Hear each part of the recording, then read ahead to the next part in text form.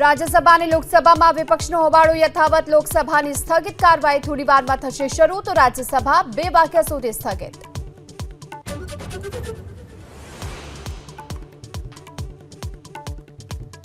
શિક્ષણ વિભાગના તુગલકી નિર્ણય સામે એબીપી અસ્મિતાની મુહિમ લાવી રંગ. શાળાઓમાં નિવૃત્ત શિક્ષકોની ભરતીનો પરિપત્ર કરાયો રદ.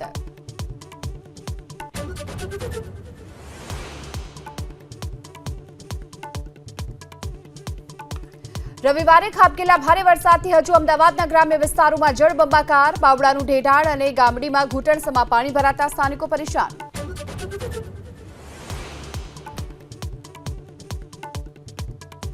મોરબીના ટંકારામાં આરાધ્યા ઇન્ડસ્ટ્રીમાં ભીષણ આગથી અફરાતફરી. ફાયર વિભાગની આગ પર કાબુ મેળવવા માટે હાથ ધર્યા પ્રયાસ.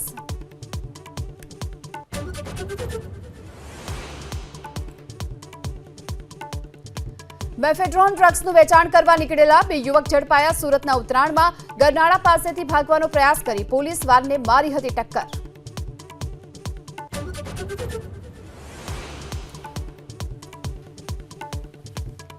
શ્રીનગરમાં સુરક્ષા દળો અને આતંકવાદીઓ વચ્ચે અથડામણ. દાચી ગામ પાસેના જંગલમાં આતંકીઓનો સુરક્ષા દળોએ કર્યો ઘેરાવ.